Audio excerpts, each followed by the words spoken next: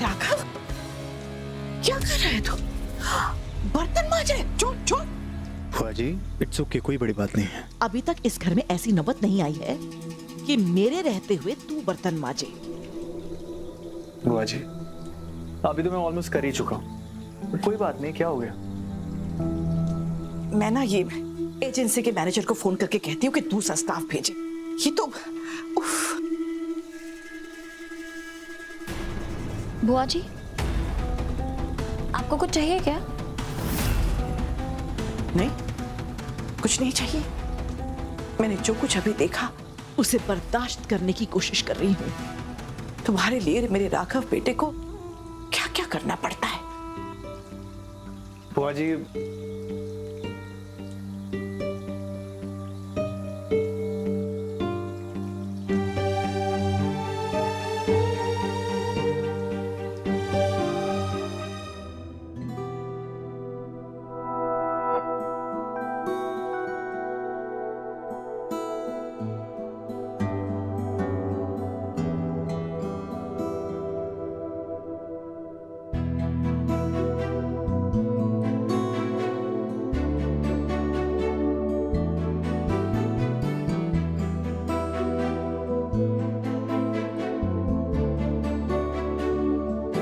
राघव, ये क्या है? ये डिटेक्टिव ने भेजा है। इसमें तुम्हारे पापा के केस को लेके इंफॉर्मेशन है। तो आपने इसे अभी तक खोला क्यों नहीं? तुम्हारा इंतजार कर रहा था। सोचा तुम रूम में आओगी तो साथ में देखेंगे।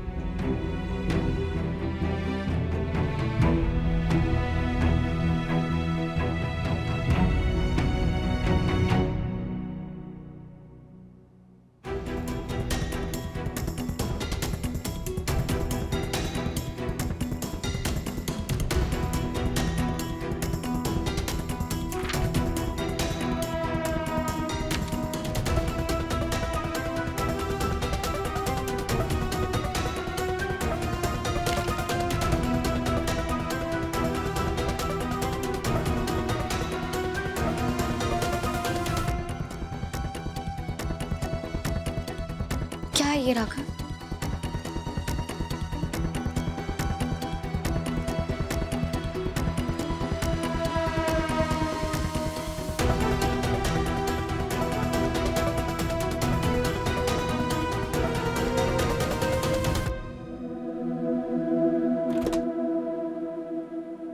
पैसे दी थी ना अपने ध्रुव को? मैं गया था उसके पास और उस ध्रुव ने मेरी बेइज्जती करके पार्टनरशिप करने से मना कर दिया।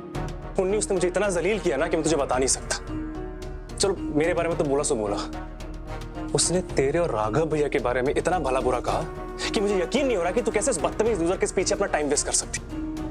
प्लीज उन्नी, मुझे इतनी ह्यूमिलेशन आज से पहले कभी नहीं हुई। उन्नी, आई एम रियली सॉरी, पर ये तेरा मामला है, मैं तेरी कोई मदद नहीं करूंगा। बट प्रतीक भैया,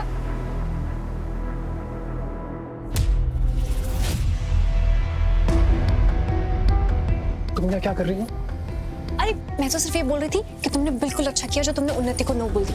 अरे तुम उसके सर्वेंट थोड़ी हो जो उसके लिए प्लम्बर ढूंढोगे। और वैसे भी वो प्लम्बर कितना बदतमीज था, कितना एटीट्यूड में बात कर रहा था। सो तो अगली बार मैं अपने हाउस में भी नहीं घुसने दूंगी। मैं भी नहीं घुसने दूंगा, देखना। Very good. दिव्या, तुम कितनी समझदार हो यार दिव्या। वो तो मैं आइसक्रीम खाओगी? हाँ। और उस ध्रुव ने मेरी बेइज्जती करके पार्टनरशिप करने से मना कर दिया। ध्रुव, तुम इतनी ज्यादा फाइनेंशियल प्रॉब्लम में हो और मदद लेने से भी मना कर दिया।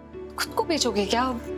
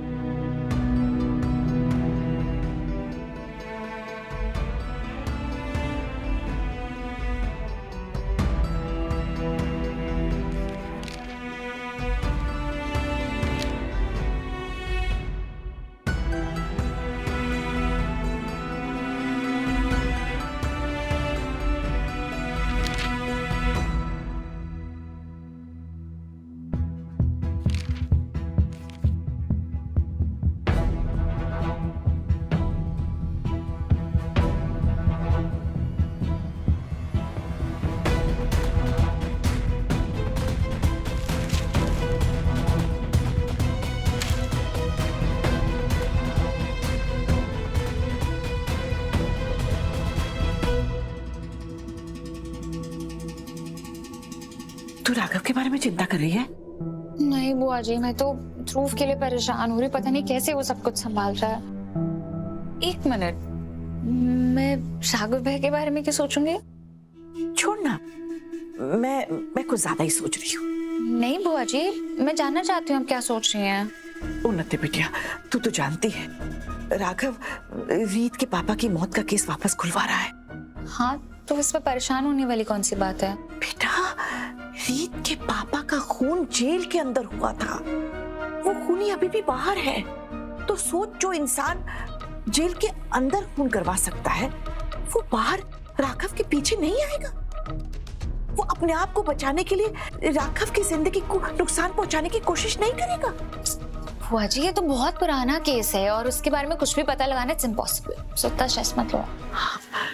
एक्चुअली मैं भी यही सोचकर अपने दिल को मना रही थी, लेकिन वो जो नया डिटेक्टिव रखा है ना राघव ने इस केस को सॉल्व करने के लिए, उसने किसी नई जानकारी के साथ एक एनवेलप भेजा है राघव को। देख बेटिया, अब रीत तो सेल्फिश है, वो तो अपने पापा के कातिल को ढूंढना चाहेगी ना, लेकिन राघव इस नई जानकारी की वजह से कहीं उसकी जिंदगी मुश्किल में न पड़ जाए। उस एनवेलप में क्या है बुआ जी? वो तो मैं भी जानना चाहती हूँ, लेकिन मैं ये कह रही हूँ बेटा, हमें राघव को इस केस में आगे बढ़ने से रोकना होगा। तो हमें पता लगाना होगा ना कि राघव इस केस के बारे में कितना जानता है। बात तो आप सही कह रही हैं बुआ जी। हर्षित भाभी की वजह से ना हमेशा भैया किसी न किसी मुसीबत में ही पड़ जाते हैं, लेकिन इस बारी मैं राघव भैया को अपनी जान खतरे में नहीं डालने दूंगी। नहीं, आप मुझे ये बताइए, वो एनवेलप कहाँ है? वो राघव के कमरे में ही है। मैं लेके आती हूँ वो एनवेलप। हाँ, मैं जानती थी उन्नति, तू ही वो रास्ता है जिससे मैं उस एनवेलप तक पहुंच सकती हूँ।